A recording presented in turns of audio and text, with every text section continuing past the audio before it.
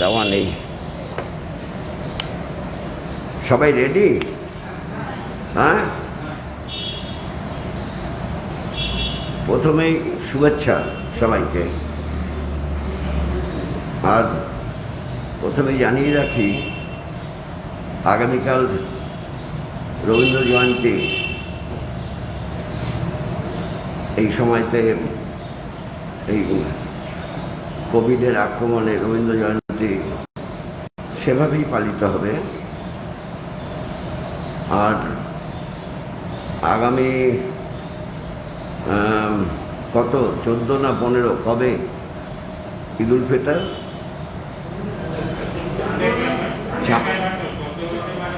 14 হতে পারে, 15 হতে পারে।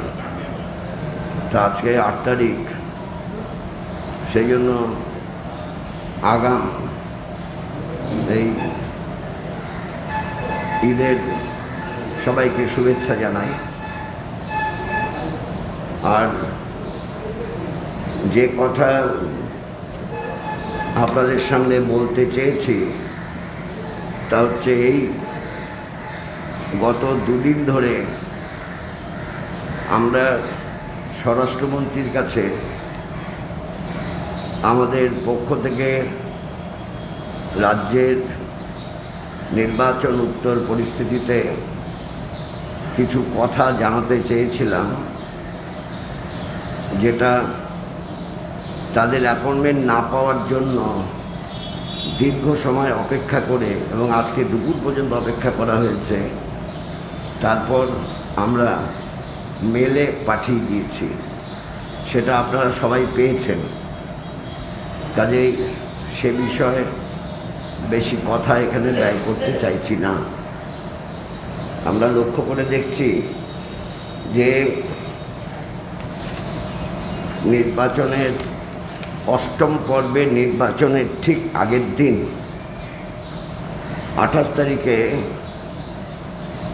রাত্রি 1:30-2টোর সময় মুর্শিদাবাদ জেলার ডোমকলে যে ঘটনা ঘটেছে তা ভয়ঙ্কর। সেখানে মানে শোনা যাচ্ছে তৃণমূলের প্রার্থী সহ তৃণমূল কর্মীরা 3-4টে গাড়ি করে আর শব্দ হওয়ার জন্য যেখান দিয়ে যাচ্ছিল সেখানকার মানুষজন এসে তাদের গাড়ি চাপা দিয়ে চলে যায়। তাতে কাদের মণ্ডল খুন হয়। তাকে যখন হাসপাতালে নিয়ে যায় তখন হাসপাতাল বলে ব্রড ডেড। আর বাকি 2-3 জন ভীষণভাবে আক্রান্ত হন, আহত হন। তাদের মধ্যে 2 জন মৃত্যুর সঙ্গে লড়াই করছেন, বেঁচে আছেন, এখনও বেঁচেও যেতে পারেন। এই ধরনের ঘটনা ঘটল। নির্বাচনের ফল প্রকাশের দিন 2রা মে যেভাবে খুন হয়েছেন কাকলি ক্ষেত্রপাল পূর্ব বর্ধমানের জামালপুরে, সেখানে তার বাড়িটা জামালপুরের নবগ্রামে, বাড়িতে হামলা হয়। তিনি রান্না করছিলেন, বাড়িতে হামলা যখন হয়েছে বেরিয়ে আসেন, হাসুয়া দিয়ে কুপিয়ে তাকে খুন করা হয়। এবং তার অপরাধ কি? অপরাধ, তিনি সিপিআইএমের নির্বাচনী এজেন্ট হয়ে নবগ্রাম বুথে ভোটের দিন কাজ করেছেন। এটাই তার অপরাধ। এবং ওই একই দিনে উত্তর 24 পরগনার দেগঙ্গার দত্তপুকুর থানার অধীনে এক আইএসএফ কর্মী, তিনি বোমার আঘাতে খুন হন। নাম হাসানুজ্জামান, আর আগে যা বললাম তার নাম কাকলি ক্ষেত্রপাল। 3রা মে সেটা সংগঠিত হয়েছে দক্ষিণ 24 পরগনার উস্তি এলাকার বলরামপুর গ্রামে। খুন হয়েছে সৌরভ বন নামে এক 14 বছরের কিশোর। এখন যে পার্টির বাড়ি যে পার্টি করুক না কেন, ও তো 14 বছরের কিশোর, তাকেও খুন হতে হলো, কারণ গুলির আঘাতেই সে খুন হয়েছে। এই যে ঘটনাগুলো ঘটছে, এসব ঘটনা ঘটা উচিত ছিল না। তৃণমূল কংগ্রেস তারা একটা বিরাট ম্যান্ডেট নিয়ে সরকারে এসেছে। এই সময় উচিত ছিল তৃণমূল কংগ্রেসের যারা অশান্তি তৈরি করে তাদের নিয়ন্ত্রণ করা।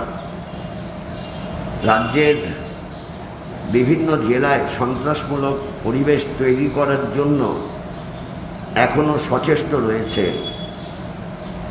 এমনকি কলকাতা শহরেরও বামপন্থীদের বাড়িতে হামলার ঘটনা ঘটেছে। আবার এটাও লক্ষ্য করার বিষয়, উত্তরবঙ্গ সহ কিছু এলাকায় বিজেপি কর্মীরাও সন্ত্রাস হামলা যুক্ত হচ্ছে।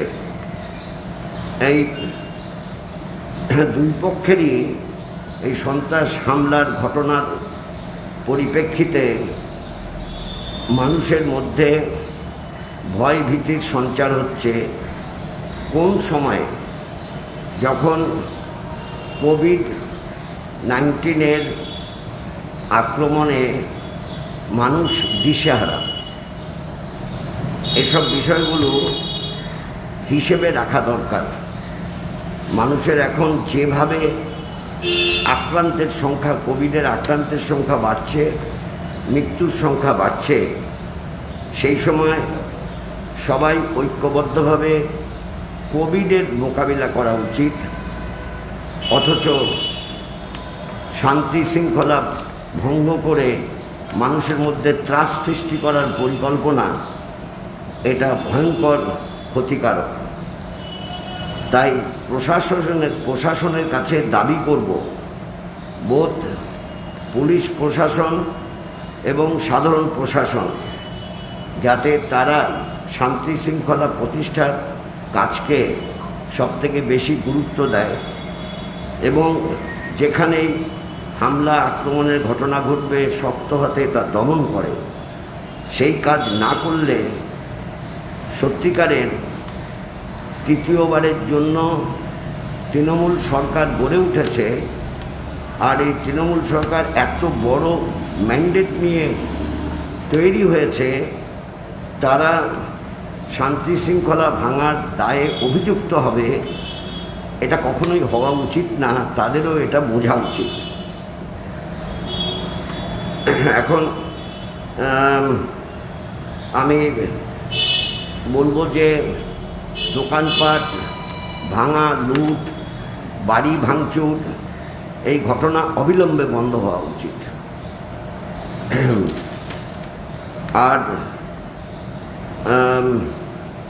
আপনাদের এটাও বলবো যে ইতিমধ্যে 16 জনের প্রাণহানি হয়েছে। 16 জনের প্রাণহানি হয়েছে এবং বিজেপি কি বলছে, তৃণমূল কি বলছে, আমি সে বিষয়ে যাচ্ছি না। কিন্তু একটা বিষয় আমাদের সবার কাছেই সমানভাবে গুরুত্বপূর্ণ। In any cost the peace and tranquility is to be established in the state, right from Darjeeling to Kakdip, Kakdip to Purulia and the rest of Bengal. এটা এক্ষুনি শক্ত হাতে দমন করা উচিত। আর রিগার্ডিং করোনা প্যান্ডামিক, তার বিরুদ্ধে ফাইট, এটা এখন সকলেরই এই ব্যাপারে হাত দেওয়া উচিত। এবং কেন্দ্রীয় সরকারের এই প্রশ্নে দায়িত্ব একটু বেশি, কারণ কেন্দ্রীয় সরকারকেই তাকে টিকা দিতে হবে, ভ্যাকসিনেশন সাপ্লাই করতে হবে, কেন্দ্রীয় সরকারকেই অক্সিজেন সাপ্লাই করতে হবে। ফলে অক্সিজেনের যে অভাব, আর এই অভাবজনিত কারণে যারা মৃত্যুমুখে পড়ছেন, ইতিমধ্যেই কোর্টের যে রায় হয়েছে, it is tantamount to genocide. এটা জেনোসাইডের মতো ঘটনা হচ্ছে। অক্সিজেন না পেয়ে লোক মারা যাচ্ছে, অথচ আমাদের অক্সিজেনের এত বড় অভাব হওয়ার কথা না। একটু প্ল্যানিং করে ইকুইটেবল ডিস্ট্রিবিউশন, যার যেখানে যে রাজ্যে যত প্রয়োজন তা যদি পাঠানো হয়, তাহলে পর যা আছে অক্সিজেন আমাদের মজুদ, তাতে আমরা মোকাবিলা করতে পারি। আর যে এখন শুনলাম, জানি না এখনও স্যাংশন করেছে কি না, স্পুটনিক কি করেছে তো জানেন? রাশিয়ার স্পুটনিক কি স্যাংশন করেছে? যদি স্যাংশন করে থাকে তাহলে ওরা তো দে আর রেডি টু সাপ্লাই। ফলে টিকাটা সবাইকে, এবং এটা কেন্দ্রীয় সরকারকে দায়িত্ব নিতে হবে, ইউনিভার্সাল, ফ্রি ইউনিভার্সাল ভ্যাকসিনেশন। কোনো পয়সা কেন নেবে এই ধরনের প্যান্ডামিক সিচুয়েশনেতে? সেটা দেখা উচিত। আর আমাদের রাজ্যের ক্ষেত্রে ছোটোখাটো কিছু বিষয় আছে। লোকাল ট্রেন বন্ধ হয়েছে, 50% বাস সার্ভিস চালু আছে। এখানে যে মানুষগুলো তাদের রুটি রুজির কাজের সঙ্গে সম্পর্কযুক্ত, কলকাতা শহর থেকে বহু জিনিস, সেটা চাঁদনি বাজার হোক, ক্যানিং হোক, বড়বাজার হোক, বাগলি মার্কেট হোক, সেখান থেকে সব জিনিস কিনে নিয়ে যায় জেলায় জেলায়, তারা বিক্রি করে, তার কমিশনে তাদের সংসার চলে। সেই মানুষগুলো কি করবে, কীভাবে খাবে? অর্থাৎ যদি এরকম অবস্থা হয়, পরিবেশ পরিস্থিতি তৈরি হয়, এখন কয়েকদিন বন্ধ রাখা হলো, তাহলে সেই মানুষগুলোকে বাঁচানোর জন্য সরকারের উদ্যোগ নিতে হবে, ব্যবস্থা নিতে হবে। তাহলে অসম্ভব। এই একদিকে করোনা মহামারী, অন্যদিকে না খেতে পেয়ে মানুষের মৃত্যু, এ তো মৃত্যুর মিছিল শুরু হবে। এ দায়িত্ব অবশ্যই নির্বাচিত সরকারকে গ্রহণ করতে হবে। এক্ষেত্রে কিছু দায়িত্ব রাজ্য সরকারকে গ্রহণ করতে হবে, এবং এই কোভিড ফাইটের ব্যাপারেতে বেশি দায়িত্ব কেন্দ্রীয় সরকারকে বহন করতে হবে। এখন শুধু বিজেপি, তৃণমূল এসব করে মানুষের প্রাণ নিয়ে ছিনিমিনি খেলা বন্ধ করতে হবে। এইটা বলার জন্যই আপনাদের সঙ্গে মিলিত হয়েছে।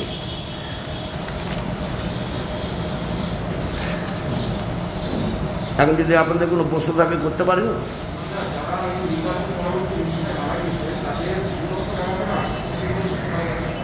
যারা নির্বাচনের সঙ্গে সম্পর্কযুক্ত হয়ে মারা গেছে, তাদের দায় দায়িত্ব সরকারকে নিতে হবে। সমস্ত পরিবারেরই দায় দায়িত্ব সরকারকে নিতে হবে। যেমন নেওয়া হয়েছে শীতলকুচির ঘটনার পরিপ্রেক্ষিতে, ওই সেন্ট্রাল ফোর্সের গুলিতে মারা গেছে এবং আরেকজন সকালবেলা মারা গিয়েছিল দেববর্মা, সেরকম সবার ক্ষেত্রেই সরকারকে দায়িত্ব নিতে হবে, কারণ এটা ইলেকশন রিলেটেড ডেথ।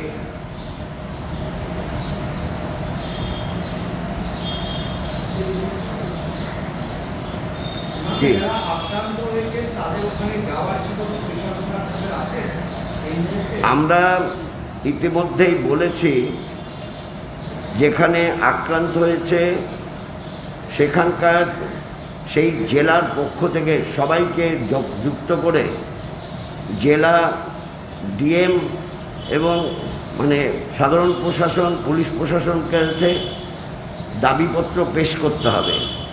কিন্তু পুলিশ প্রশাসনের ক্ষেত্রে সমস্যা হচ্ছে, কোনো কোনো জেলায় একাধিক 3-4 আছে, যেমন চারজন আছে উত্তর 24 পরগনাতে, আবার দক্ষিণ 24 পরগনায় 3 জন আছে পুলিশের, কিন্তু ডিস্ট্রিক্ট ম্যাজিস্ট্রেট একজনই আছে। এখন সেখানে জেলা থেকে যেতে হবে, আর এরপরে জেলাই ঠিক করবে। সেখানে আমরা রাজ্য থেকে আমাদের প্রতিনিধি নিয়ে যাওয়ার পরিকল্পনা আছে।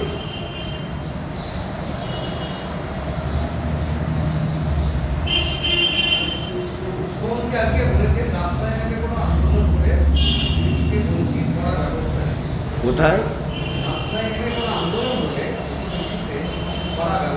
না না, রাস্তায় নেমে কিছু করতে হলে তো 50-এর বেশি করতে পারবে না। একটা তো কোভিড প্রোটোকল মানতেই হবে। কোভিড প্রোটোকলকে ধরে যদি সরকারি নিষেধাজ্ঞা জারি হয়, তাহলে সেটা তো ডিজাস্টার ম্যানেজমেন্ট অ্যাক্টের সঙ্গে সম্পর্কযুক্ত। স্বাভাবিকভাবেই 50-এর বেশি তো হবে না বলে দিয়েছে। কোনো গ্যাদারিংয়ে ওভার 50 হেডস হবে না। 50 জন নিয়ে কোনো একটা প্রচার করা যেতে পারে, বড় কোনো আন্দোলন করা যেতে পারে বলে আমি মনে করি না।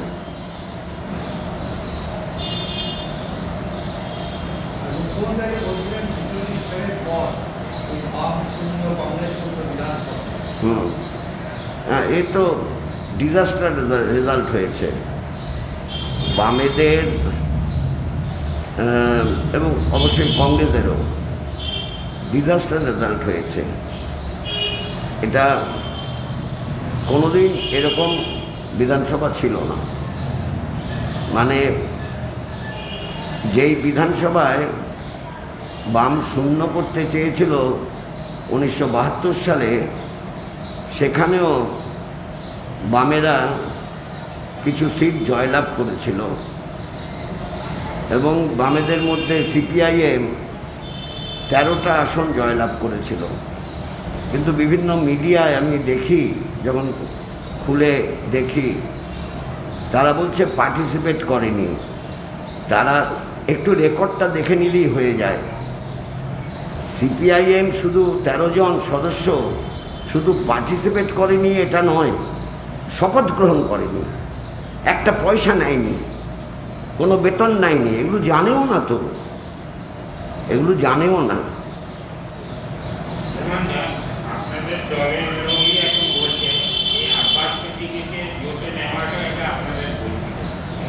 আমি সেটা এখন কিছু বলতে পারবো না, কারণ আমাদের নিজেদের আলোচনা না করে আমি কোনো মন্তব্য করতে পারবো না। যদি কেউ কিছু বলেছে তা নিজের দায়িত্বে বলেছে, আমাদের তো নির্দিষ্ট হয়নি বক্তব্য, তা আমি বলবো কি করে?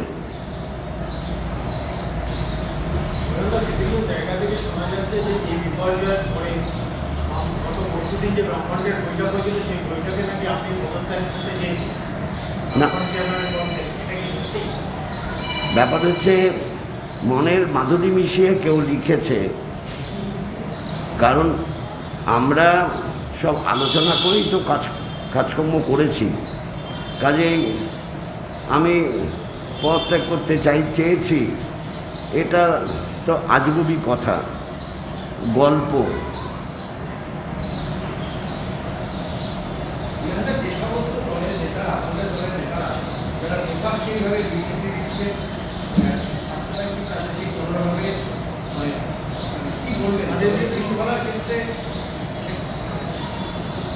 সেটা যারা যারা যেই জেলার সঙ্গে যুক্ত সেই জেলার বক্তব্য আমরা জানব, তারপর রাজ্যগতভাবে আলোচনা করে আমরা কথা বলবো। কাজে তার আগে তো আমরা করতে পারি না। আমার মনে হয় আর কিছু নেই বোধহয়, তাই খাজুরি গল্প হবে।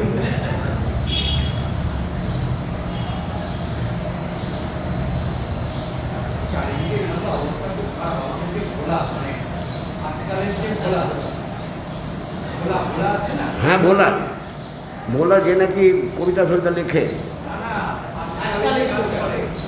হ্যাঁ, আজকালের ভোলা আজকালে ভোলা কবিতা লেখে, কবিতা লেখে, গান লেখে। হ্যাঁ, কি হয়েছে? হ্যাঁ, ভর্তি হয়েছে। এটা কখন কার হবে? এরপরে কোন দিন শুনবে আমার হয়েছে? হ্যাঁ হ্যাঁ, এটা তো মানে যারা কোনো রকম অনুশাসন মানছে না বা বিধি মানছে না তাদের হচ্ছে, আর যাদের কোমরবিডিটি আছে তাদের হচ্ছে। অনেকে জানে না, আমি কতগুলো মৃত্যু দেখলাম, তাদের কিডনি প্রবলেম ছিল, সেটা তারা জানতো না। কিডনির প্রবলেমটা অনেকে জানতে পারে না, কারণ টেস্ট ফেস্ট না করলে তো জানা যায় না। আমি তো সেজন্য আবার কালকে টেস্ট করলাম, আমি লিপিড প্রোফাইলও করলাম, আবার পিপিও করলাম। আমি সবসময় জেনে নিতে চাই কি আছে বডিতে। ইটস মাই পিরিয়ডিক জব, 6 মাস অন্তর আমি করে নিই, জানতে চাই কি আছে।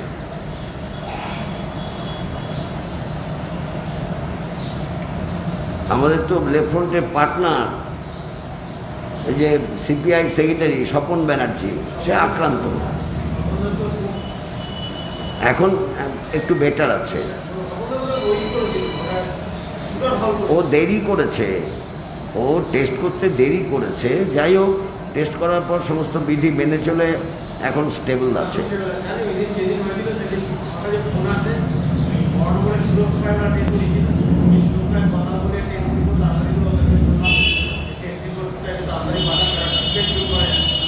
না, আমি কালো কথা বলেছি ওর সঙ্গে, কালো কথা বলেছি। উইকনেস আছে। আমারও তো দাঁতের যা সমস্যা হয়েছিল, গাল ফুলে গোবিন্দের মা হয়ে গেছিলাম। মানে এমন একটা কথা বলতে পারছিলাম না, ঘুমোতে পারছিলাম না। যাই হোক, এখন সাবসাইড করছে।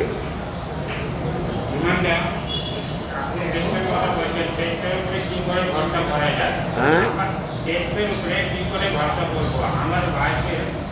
মানে কিছু নর্মাল ছিল, মানে কোনো ইনকাম ছিল না। আমি এক জায়গায় টেস্ট করালাম, পজিটিভ, ঠিক আছে। তারপরে অন্য জায়গায় গেলাম, সেখানে নেগেটিভ।